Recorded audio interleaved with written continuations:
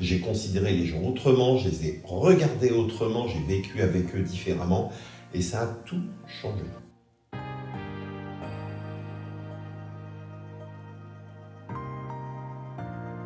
Je travaille dans une grande entreprise du CAC 40, donc c'est une grosse structure. Je suis ce qu'on appelle un manager de proximité, c'est-à-dire finalement une personne qui s'occupe d'animer une équipe et de faire en sorte qu'elle fonctionne au quotidien, que les gens soient contents d'y venir tous les matins, d'en repartir en bon état.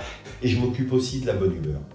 Et c'est intéressant de voir d'ailleurs la réaction des personnes qui sont en face de moi. Ça paraît un peu ésotérique dans l'organisation où je travaille aujourd'hui, qu'on se préoccupe de ce point-là. Une étude faite dans un pays nordique, je crois que c'est en Hollande, dans la grande distribution, et qui évoquait qu'ils s'étaient amusés à mesurer l'écart de productivité qui pouvait exister entre une personne de bonne humeur, bien dans sa peau, et une personne aigri, abattu, fatigué, etc. Et ils avaient mesuré cet écart et ils l'ont évalué entre 20 et 30% de productivité, ce qui est quand même colossal. Moi, ça m'a marqué, ce truc-là. Et je me suis dit, je me suis retourné, j'ai regardé dans l'entreprise où je vis, on s'est battu à un moment donné pour informatiser, on a dépensé des milliards en informatisation pour améliorer la productivité, le traitement des dossiers. Ensuite, on a dépensé des millions et des milliards aussi pour améliorer, on a fait du lean management, on a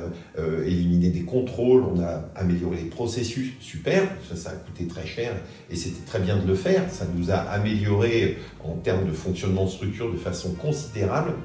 Et à ce moment-là, je me suis dit, là maintenant on est en train de se battre pour gagner, 1% de productivité, 1,5%, on va ajuster, on met la pression sur les gens, on élimine peut-être un petit truc, etc.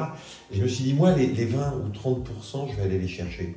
J'ai envie d'aller chercher ces 20 ou 30% de productivité qui sont juste inhérents au fait que les personnes, elles arrivent de bonne humeur. Mais comment je peux faire pour aller chercher ce truc-là? Et c'est là que j'ai commencé à essayer des tas de trucs, que ce soit des nouvelles façons d'opérer, des nouvelles manière de manager, j'ai travaillé ma posture, j'ai travaillé mon vocabulaire, j'ai considéré les gens autrement, je les ai regardés autrement, j'ai vécu avec eux différemment et ça a tout changé.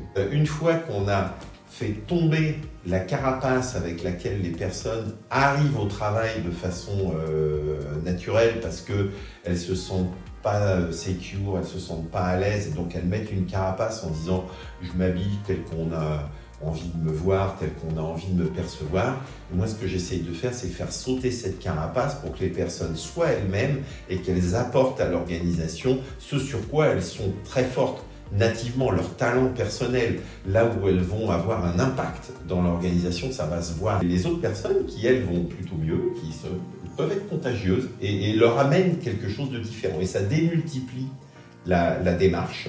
Et on trouve ce phénomène un peu accélératif de voir effectivement des personnes qui sont un peu en difficulté ou challengées, on va dire, sortir la tête de l'eau, retrouver de l'aisance, du dynamisme. Du coup, les actions se font, on crante plus facilement, il y a plus d'autonomie, plus de prise d'initiative. C'est assez étonnant. C'est l'aspect agilité. Et surtout, l'idée de l'amélioration continue de quelque chose.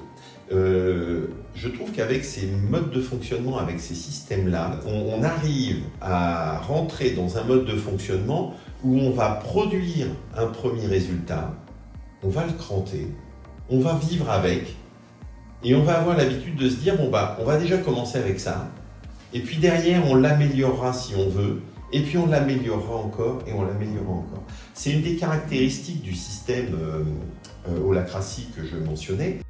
Je pense être assez atypique dans ce collectif-là, et donc je suis regardé un peu bizarrement quand même. C'est un fait.